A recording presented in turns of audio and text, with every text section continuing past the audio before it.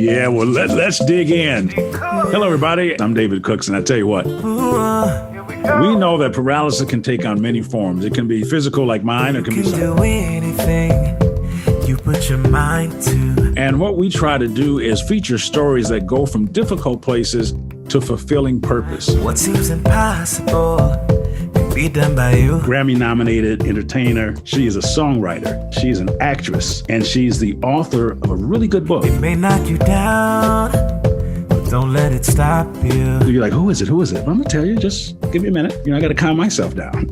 She goes as Butta B Rocka. One of my biggest fallbacks from back in the day was letting someone else's opinion of me be what I thought I was or could be. You know what I mean? Mm-hmm. And I had to realize they don't define who I am.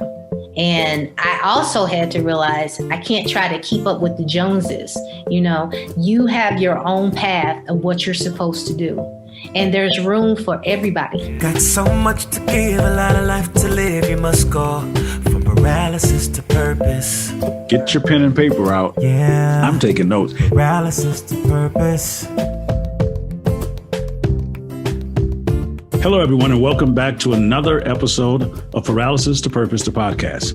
I love my job. I love doing this. You guys hear me say it all the time because I get to sit down and have a conversation and let you listen in with some of the most intriguing and inspiring people on the planet. And today is no exception. I'm so excited that she's here. Let me tell you a little bit about her because I don't want to, I got a couple pages here of things that she's accomplished. Grammy nominated entertainer. She is a podcast host, and her podcast is like heard in multiple languages and stuff. It's amazing. She is a songwriter. She is an actress. She is a performer. She's a mom. And she's the author of a really good book. So if you want a good book to read, it's called Fear of Failure, The Fear of Not Trying. I read it. I love it. I think you'll find it inspiring as well. So without further ado, you're like, who is it? Who is it? Well, I'm going to tell you. Just give me a minute. I got to calm myself down. She goes as Butta B Rocka. And I am so happy. I met Butta B. I think we met in 2019, maybe in the spring in Chicago. And she gave me her business card. She was actually in line. I was signing books after her speech. And she said, you really inspired me today. And I would love to, maybe have you join me on some trips, some international trips. And I was like, okay, I didn't know what that meant. But I was fair game. And then we didn't talk for a while. And she said, I was so sorry I haven't talked to you, but I had to run to LA and I had to do a performance for the Grammys for some people. And I was like, oh, I got it. So that's who Butta B Rocka is. So welcome to the podcast. I'm so glad you're here. Thank you. Thank you so much. And I'm honored to be here. Well, let's start at the beginning. I want to talk about first, when did you first know that you were going to be a singer, entertainer, a performer, that was what was in you to do? When did that start? When I was 4 years old, listening to Diana Ross on the television. I heard it downstairs and I ran upstairs when I got my boa, when I got my wooden spoon, came downstairs in my little dress and I wanted to be a superstar. And, just seeing the crowd react, loving their smiles and the energy they was giving her and seeing everything that she was giving back to them. It was something that I absolutely wanted to do.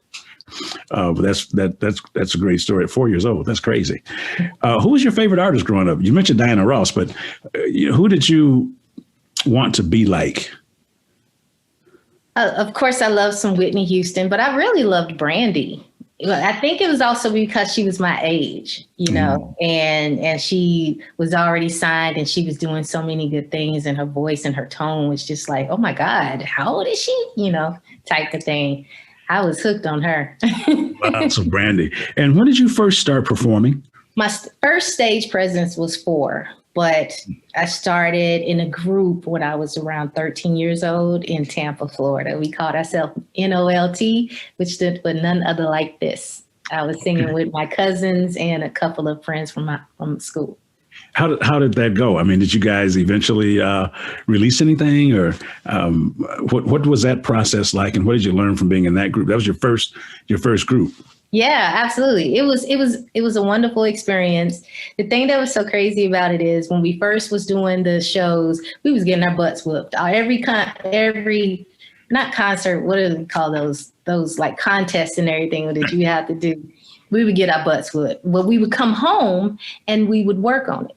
We had that artist development. So every time we lost, we would come back and we work on the dance moves. This is when people did dance routines and the harmonies and everything had to be synchronized, Mm-hmm. So we came back and we get whooped and then we come back again. We get whooped, we come back that third time and we start winning, type situation. And we start kicking tail all over Tampa. To the point where we start doing a lot of shows. Yeah. Okay. So it sounds like success is the same for everybody. It's rare that you start off getting it right away, but you learned from your losses. And you said you guys came home and you called it artist development. You probably didn't know that's what it was at the time, but you were just learning. And so you never, even though you didn't win the talent show or the contest, you were still winning because you were learning, right? Absolutely. Wow. So you started there, and what else did that lead to? So that was your first group. And once you guys start winning, and were you traveling? Were you touring? What did you start doing? We start touring. We opened up, put it this way, my senior year, it was go to prom, open up for Queen Latifah in Miami. Oh, hold on. It was either go to prom or open up for Queen Latifah in Miami. Can I guess what you did? She absolutely won. It was the best experience that I've ever had. Wow. And you've had a lot of experiences since then. What made that one so special? Because it was the first, anytime you have a first working with a major artist, somebody that you look up to, it's definitely something that you're like, oh my God, this is the person I've seen on TV. Now I'm here opening up for them. And, and I was a kid. So, she's Queen Latifah. Wow. What a great, man, that's amazing. Now, did you establish a relationship at all with her over the years, or was it just one of those things where you performed and, you moved on to the next gig? It was a one and done, but we moved on from there we was working with Usher and Bobby Brown's camp. Usher had just got his record deal. He's 1 year younger than me. This is when he came out with Call Me the Mac. He was a little chubby and everything. I didn't say that. Yeah, his manager was our co-manager. Well, his co-manager was our co-manager. Okay. AJ Alexander. And so we used to have to do the rehearsals together. We literally would have to run these hills singing. We really did a lot of artist development and getting our bodies conditioned and everything. This is when I really understood, like, you have to be conditioned when you're on stage trying to dance and trying to talk and sing at the same time, with the crowd. You have to be able to have your body right. So I didn't understand it at the moment, but I mean, the steps, we running up and down the steps, singing loud and going down these hills, doing push-ups. I'm like, oh my God, these men trying to kill me. But I understood it afterwards. Wow. It's interesting. I never even thought of that. I'm not a singer or an entertainer. I never thought about being physically fit to perform. And to perform, and that means singing as well and communicating. I never would have envisioned singers running stairs and running hills and doing push-ups as part of their preparation to perform. Yeah. Wow, that's a lot of tough work. It is. And on top of the fact that you got to make sure that you're doing your vocal exercises, while you're getting prepared for everything. You can't just get up on stage and think you're just going to belch out these notes. I mean, there's some people that can, but typically you warm up your throat. Now, when I met you, you'd already been traveling the world and doing concerts all over the world. What was that experience like? Music seems to have, for some people it's athletics, for some people it's business, but music opened up the world for you. Can you talk about the importance of music and the arts in terms of influencing young people's lives and creating opportunities? Absolutely. When you think about music, one of the things that I love about what I do is music is universal. It doesn't matter where you go. Everybody listens to music. I can go overseas, sing in English. Everybody speaks a whole different language, but they understand that song, and are singing and is singing that song. And that's the only song they know in English. Like it's amazing, to have that type of feeling and everything. Do we take advantage enough of what music can do in terms of bringing people together? Because that's an interesting way that you describe that. It's almost like you're speaking in some tongues that they can understand. Yeah. That is so different. How can we better leverage the unifying aspect of music? I actually do think it is unified, because when you go overseas or when you come here, when other artists come here, again, when they're singing those songs, you understand what they're saying. You might not understand their language, but you understand those songs, or you understand the melody or the groove of it and everything. And the energy of the song just connects you, Wow. What would you consider to be, outside of the Queen Latifah, the first real great experience that you had as an artist, what would be your greatest accomplishment to this point?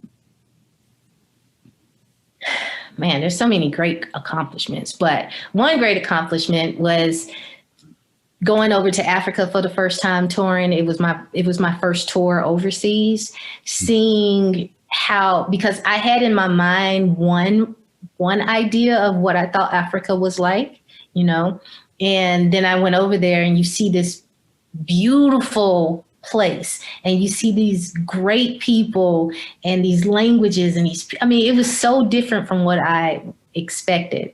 You also I saw a lot of poverty, but I also saw a lot of richness. And you see that you take for granted little things. Like we was walking the Blue Nile and river, and kids were coming up asking for pens, or they was coming up wanting flip-flops because they didn't have shoes on their feet.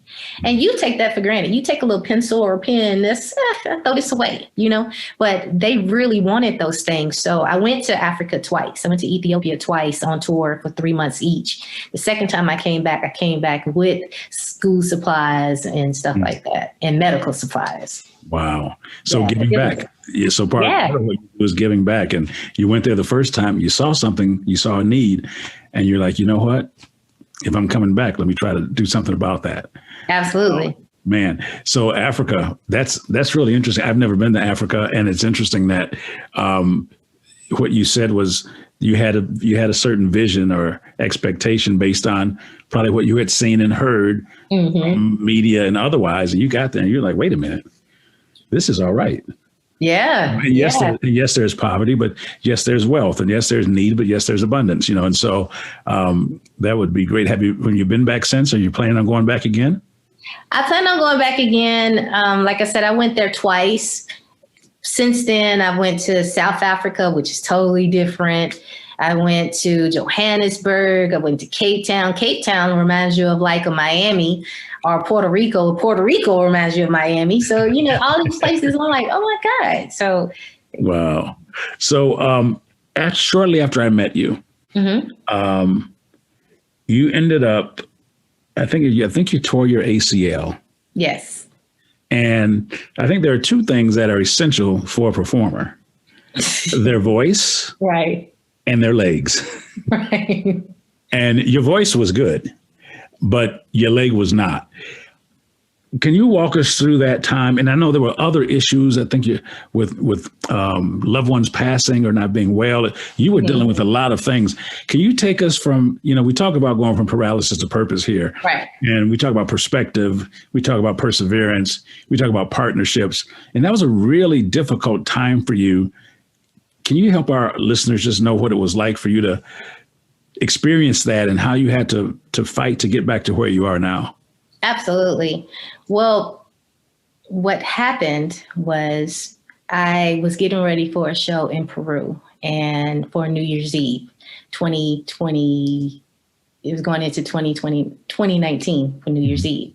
And I ended up in rehearsal tearing my meniscus and my ACL.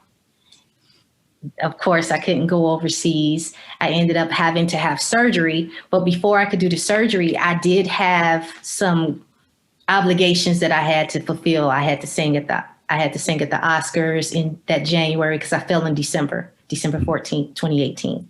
I had to do the Oscars in January. I had to go to Mexico and Chile. I couldn't get out of those contracts. So I had to do these shows and fake it till I made it, type of thing. I sat down and had my dancers singing, and I called it a personal, I'm getting close and personal with the crowd. And I had a long gown on and brace, so they didn't know what was wrong with me. And I literally stayed in my room the entire time until it was time for me to perform because, I was hurt. But when I came back to have the surgery, which was in April, my grandmother passed the day before I had my surgery. So that, of course, was tough.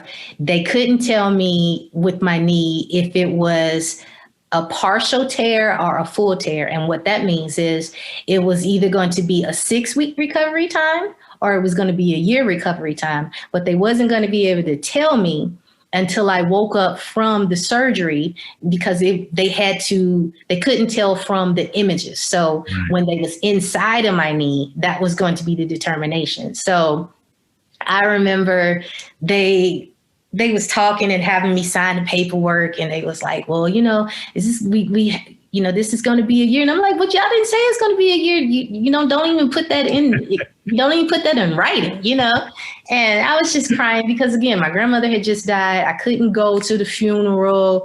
Like, it was so many emotions. And then you put me to sleep and work on my knee, and I'm going to wake up to find out something, And I woke up to find out that it was a full tear. It was going to be an entire year.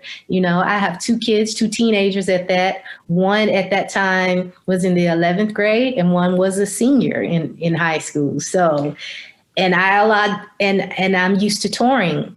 That's what I've been doing since 2007, full time. So to go from touring, this is how you make your money, to now you're not about to get a dime and you have to figure out what else you're going to do. It was really tough for me. I remember coming home, they had gave me, what's crazy, I didn't tell this part, I had dislocated my shoulder as well because I stuck my arm out to catch my fall. I don't know why, but stuck my arm out to catch my fall. So I dislocated my shoulder and my knee was messed up. So they tried to give me crutches, but I couldn't put anything underneath my arm, and I couldn't walk. So they had me in a wheelchair. It was horrible. But I remember coming home the same day from the surgery, and I said, so you have 2 choices. You can either grow from this or you can let this defeat you. And I sat in the bed and I turned on some subliminal messages and everything. Mm-hmm. And right after I did that, I got a phone call from Les Brown. Maybe 20, 30 minutes after I was laying in bed, he called me because I met him at the Oscars that I performed at, and we exchanged numbers. And so he called me and he was like, I know that you think that this is a setback, but this is the setup to what's next for you. Wow. And the very next day, my book, which had just came out, my book came out the day before, and I found out that I became an Amazon bestseller in 7 hours. Wow, that's crazy. Well, for our audience, if you're not familiar with who Les Brown is, he's arguably the greatest motivational speaker of all time, depending on who you talk to, and just a good person. I personally don't know him like that, but I've gotten to know a few people who do. And for her to receive a phone call like that after one meeting, lets you know the kind of person he is, and also the kind of person that Butta B Rocka is. We hope you're enjoying Paralysis to Purpose, the podcast. Be sure to follow us on Facebook, Instagram, Twitter, and TikTok at Paralysis to Purpose for more updates. Also, check out David's website at davidcookspeaks.com to learn more about his mission and purchase his book, Getting Undressed, From Paralysis to Purpose. How did you keep getting through? Because I'm sure, Les Brown encouraged you and you were happy about your book, but the next day you had to deal with the fact that you wasn't walking, singing, or making any money. Yes. When the real world set in, what did you do? Right. I started journaling, and I started taping my progress, because I figured I had to do physical therapy 3 times a week for an entire year, 3 times a week. And every time I would go, I would start taping myself and showing people how I was dealing with it. It was to help me cope. But when I start posting them, people was actually contacting me saying, hey, this is helping me get through it, because you're showing your attitude, and you're showing that you through everything that you're going through, you're still fighting to get out there. You're still fighting to walk. I had to, for my because I graduated also. I graduated in May. That's right.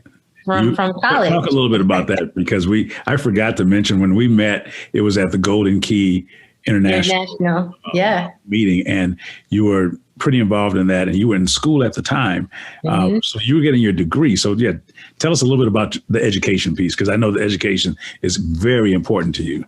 Absolutely. I graduated magna cum laude with a degree, a double major in marketing and PR. I decided to go back to college. I have one degree also in computer information systems, but I decided to go back to school when I was going through my divorce, because I needed something to help me, get off of my divorce and not think about it. So went back to school, and I decided to go into those fields because I'm already singing. Let me do something that can elevate my music, So went into PR and marketing. And when I graduated, I was walking. I had the walker. I had to do the walker for 3 months. So May, I had the surgery in April. So May came along, and I had to have this walker, and they was telling me, you're not going to be able to walk across stage, without this walker. And I said, oh no, I'm too cool for that. We're not going to do that. And so I told them I was determined to walk across the stage without a walker. Now, I did do that, but they had to wheelchair me up to the front. And then I got off of that, and I walked across that stage without a walker. I had the little cane. I was cute. Walk across the stage. Of course, you're going to be looking good now. Right. And then when I got down the steps, then I got back in the wheelchair. Wow. So you graduated. It's just interesting.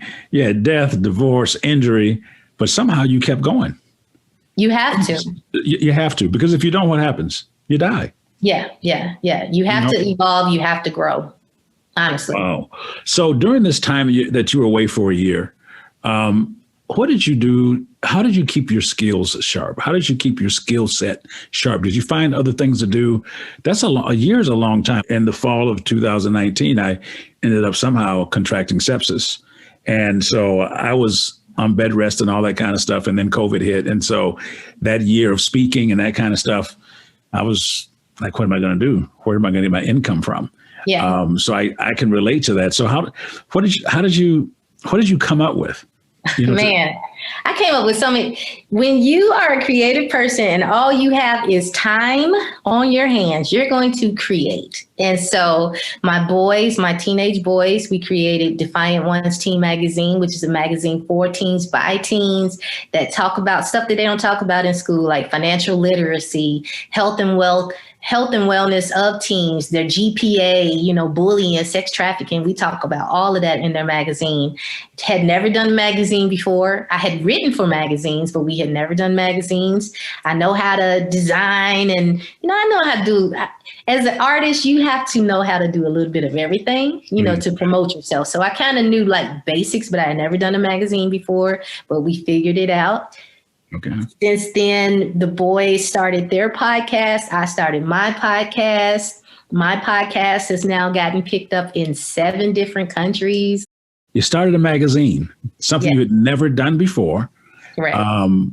And you started a podcast, which has been very successful. I mean, is there anything that you do that you're not successful at? I mean, I have setbacks, and I have to learn from some of them, For the very first magazine, we had this line, like there was a white line border around the magazine, the front of the magazine. And we couldn't figure out what was going on, because when we printed it, and sent it to Amazon, it wasn't on there. Well, there's an invisible line that you have to remove that we knew nothing about because it's invisible. It's invisible. So, right. So the first two, we couldn't figure it out.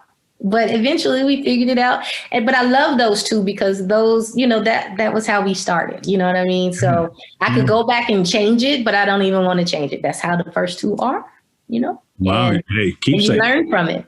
There's a keepsake for you. Absolutely.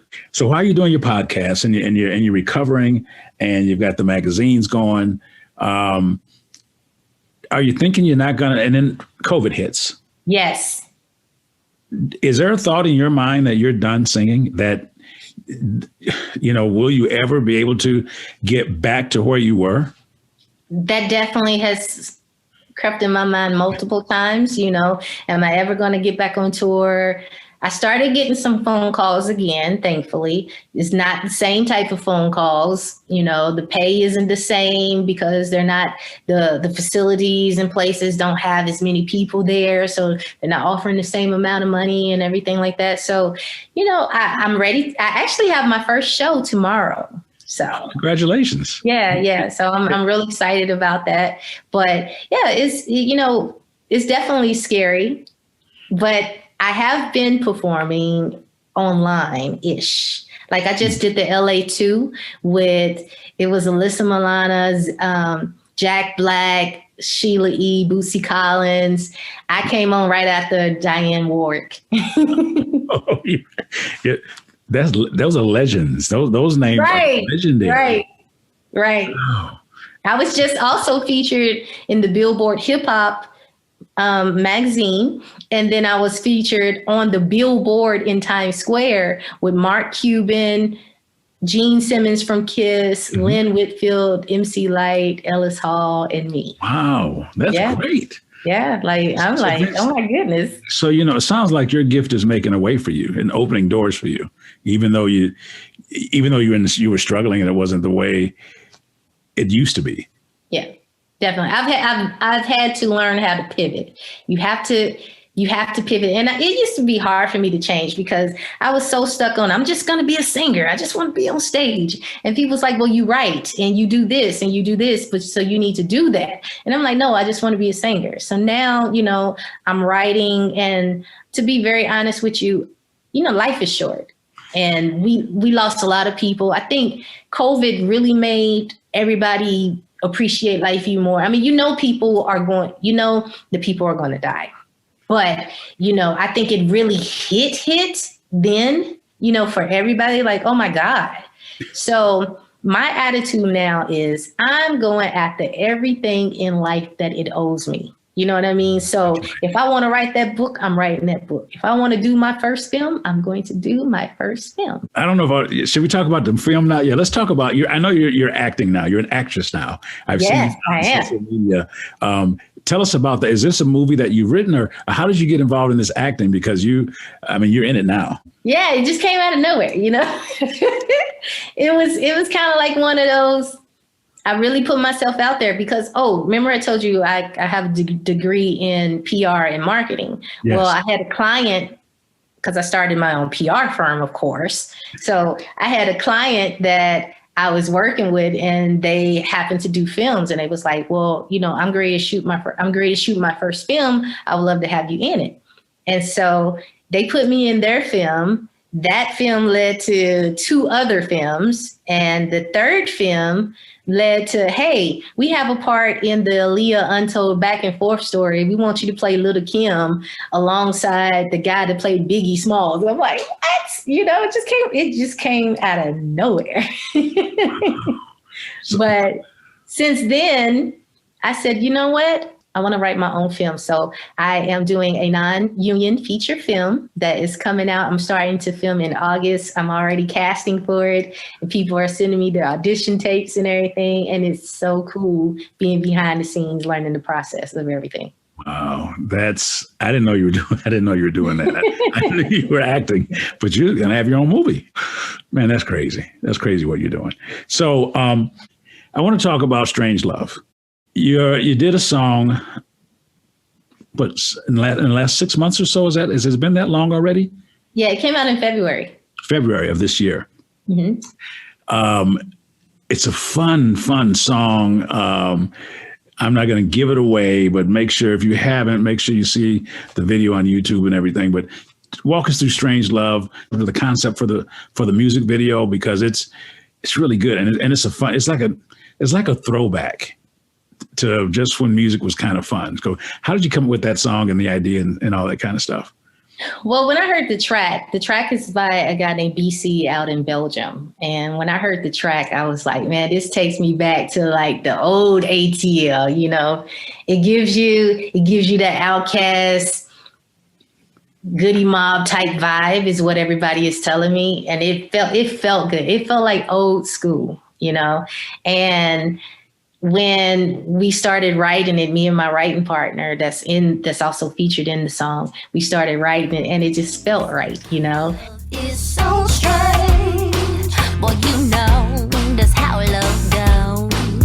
But I'm sick and tired of playing those games. My baby, I never played to have any game.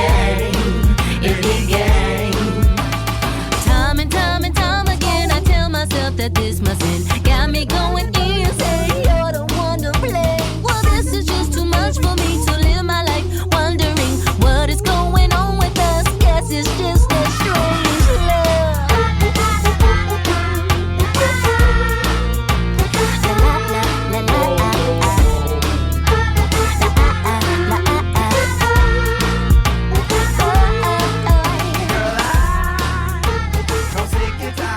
So I knew that I wanted to do a music video to it.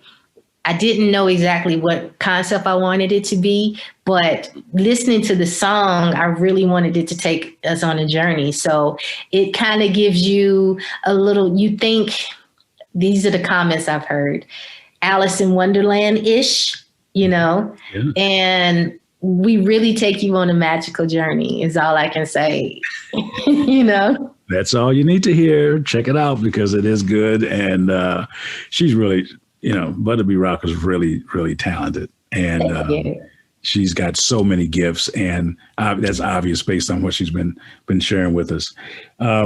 Before we get quickly to your book and end our podcast today, what's next for you? The Entertainer, I'm about to work on another single that I'm trying to debate if I'm going to put out before I start filming my movie. I mean, that's going to be a lot of pressure to do that, but you know, I can handle that type of stuff. I handle pressure good. So I'm trying to decide that, or if I'm going to do it afterwards, you know, real talk.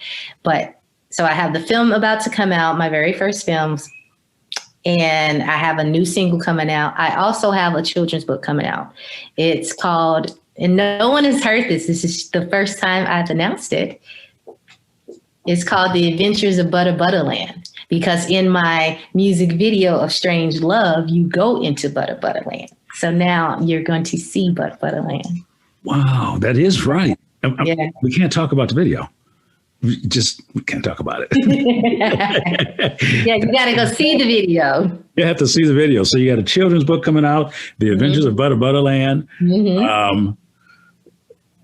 Let me tell you the cool thing. So it's The Adventures of Butta Land, but she's overcoming fear. So there's going to be series, and it ties to it's the kids' versions of dealing with things that ties to the adult, you know, version of my fear of failure, fear of not trying. So I'm trying to tie it all, but this is for kids. Wow. So the fear of failure, and again, people need to read this, and this is a very open book about struggles and betrayal and fear, you know, all the things that a lot of us deal with. And so it's almost like you have a sequel to that. I was going to ask you, you know, when you write another book, but you already answered that question. Because I didn't give you any questions in it. Eventually I'm going to get to the adult book, but right now I'm on the kids book. Because everybody, after I finished the video, everybody kept talking about Butta Land. I said, you know what? I got something for you. No, that's... I wrote it in 4 hours too. The book? The children's book. Yeah. but I couldn't sleep. I had so many ideas in my head, and I'm one of them people that I have to get it out of my head. I'm such a visual person. So if it's in my head, I have to do graphics. I have to write it out. I have to, because I cannot sleep. It's going to keep tuning in my head. Wow. Yeah. So when you get it downloaded, you got to get it on paper and then you start to move forward. Yeah. Wow. I love to see your journal. It's got to be like this thick, or something. I have multiple ones. It's ridiculous. We'll return for part 3 of David's conversation with Butta B Rocka in just a minute on Paralysis to Purpose, the podcast. But first, here's a sample from David's newly released audiobook, Getting Undressed, From Paralysis to Purpose. In Chapter 13, David recalls how he'd left a lucrative corporate career and returned to academia, not as a student, but as the director of a new academic support program for varsity athletes at Fairfield University. Though some questioned the move, David was excited about the challenges and opportunities awaiting him back on campus. During the first week in August, I moved onto campus a full 2 weeks before the students. One thing was for sure: no more dressing up to go to work. I traded my 2-bedroom, 2-bathroom high-rise apartment in downtown Stamford for a 1-bedroom townhouse with upperclassmen as neighbors. It had shades of my Duke days when I worked hand in hand with undergraduate student managers. But this time, I didn't just work with them, I lived with them. Did others question my decision? I heard it all, even from the people who previously encouraged me to follow my passions in life. They asked me, "How could you give up such an opportunity? Why aren't you out in the stock market making money?" They clearly underestimated my passions.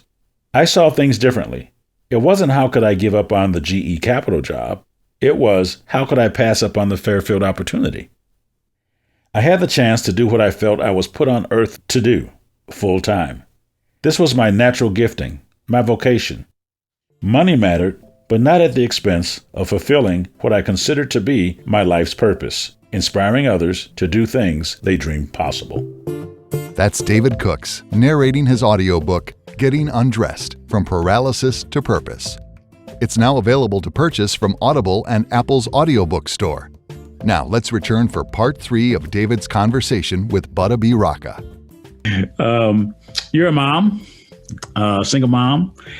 What's your proudest? I know you talked about the magazines and everything. What are you most proud of as a mom? I'm proud of both of my young men, but let me correct you. I am now engaged. Oh, yes, that's right. Congratulations. I remember seeing that on social media on one of your platforms. That's right. You are engaged. When is the wedding date? We literally just picked the date. It's going to be April 16th. Oh, nice. Oh, that's a year. About 9 months or so from now. Yeah, I'm trying to figure out what month it is. COVID has got me not knowing the day or the month of the year. So absolutely. I think I want to go overseas, and picking a date. It was hard because we got engaged in November, but picking a date and not really knowing, how the travel arrangements was going. Are they going to make everybody have to get shots? All that type of stuff we didn't know. So we waited. Not to mention my youngest son just graduated from high school. Nice. Yesterday. So, that was the priority at the moment. Yeah. Yeah. And your oldest, so you've got 2. Yeah. The youngest just finished high school. Yes. And then is your oldest, did he go to college, or he's doing the magazine? And so he's in school as well. Where's he in college? He goes to Savannah State. Last year he was a freshman. So now I don't know what's next. I don't remember the sophomores. Okay, yeah. So now he's a sophomore, and he is back home right now doing an internship in engineering, which is his field. Yep. Wow. Yes. So I'm proud of both of my boys. I mean, my youngest son, he started his own clothing line when he was either 14 or 15 after he got bullied, for not being himself. And then eventually he tried to change and tried to fit in with the crowd, but eventually, he started taking up for himself and then started taking up for other kids. And then he created his company called Phi Apparel, which means find your element. And so he started that when he was 14. And then by the time they was 16, they started their magazine. and everything. And I mean, they've had people from Disney to the NFL to American Idol. All these people are in our magazine. So I'm super proud of them. Well, kudos. What's the name of the magazine again? I want to make sure our listeners can and know where they can find it. Defiant Ones Teen Magazine. Defiant Ones Teen Magazine. Yes. We'll have to look into that. That's definitely. Wow, that's exciting. And the apple doesn't fall far from the tree, I tell you that. I mean, I don't know very many 15-year-olds doing clothing lines and that kind of stuff. It amazes me. Like they have a lot of machines downstairs. They're doing photos. I mean, this whole house is rocking. I'm gonna tell you that. There's never a dull moment, and someone is in some corner of this house working on some project. If they're either doing a podcast, they're doing the magazine, they're doing T-shirts, they're doing the clothes. Like, it's rocking in this house. Wow. What's the message? What would you tell people who might need a boost in the arm about, in spite of injustice, in spite of how things may not be equal or fair, however you want to perceive them, that you can still achieve and you can still have great success? What would you say to someone who's listening who just doesn't think they have a chance? Yeah, I would say just don't give up and believe in yourself. One of my biggest fallbacks from back in the day was letting someone else's opinion of me be what I thought I was or could be. You know what I mean? Yeah. And I had to realize they don't define who I am. And I also had to realize I can't try to keep up with the Joneses. You know, you have your own path of what you're supposed to do. And there's room for everybody. You know, as a singer, you think that you have to be this Beyonce, but you can be Butta, you can be whoever you are. And there's still platforms and avenues and things that you can do. You know, I chose to go overseas because I was getting more love overseas. Overseas, you would think I was a doggone Rihanna. Like, them people be passing out for me. You know, you have to find your own path, and you can't be afraid to walk alone, because, you know, trying to get to where you want to get to, everybody's not going to have your vision or your dream because it's your dream. It's your vision. So they're not going to have the same enthusiasm or put as much into it as you're going to put, you know? That's great advice. Be who you are, believe in yourself, and go for it.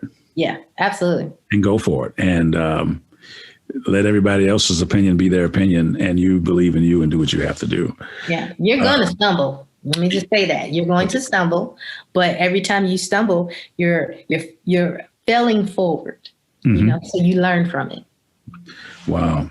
Well, if our listeners would like to follow you, know how to get a hold of you, what's the best way for them to know what's going on in the world of Butta B Rocka? I almost said Butta Land, because you got me thinking about the book now. Right. Butta B Rocka. They can find me on all social medias and on my website. Everything is Butta B Rocka. That's BUTTA BROCKA. No, this has been a treat seeing you again and talking with you again. And again, we didn't talk a lot about the book, but she shared some of the things that are in here. If you get a chance, go pick it up. Fear of Failure, Fear of Not Trying. It's on Amazon. It's a bestseller. Check her out. She's a great person. More than all the stuff we talked about, she's just a genuinely good person and has had a ton of success. So, Butta B Rocka, thank you for being here. And until the next episode of Paralysis to Purpose, the podcast, this is David Cooks reminding you that your ability to endure is always greater than your willingness to endure. You can do anything you put your mind to. Thanks for tuning in to Paralysis to Purpose. Don't forget to follow us on social media at Paralysis to Purpose on Facebook, Instagram, Twitter, and TikTok. To purchase his book, visit davidcookspeaks.com. Be sure to tune in next time for more inspiring conversations with David Cooks. What story do you want to tell? Because every round of decision making, every decision that we make is one day a part of the story that we tell. Next time on Paralysis to Purpose. I want to welcome Jordan Montgomery, the CEO and founder of Montgomery Companies, to the podcast. And I think when you connect the dots to small decisions, having a huge impact on your story and your legacy and your future, it informs us. It allows us to take a different path, or to at least slow down and really discern the decisions that we're making, and to think about those decisions in a deeper way. Paralysis to purpose.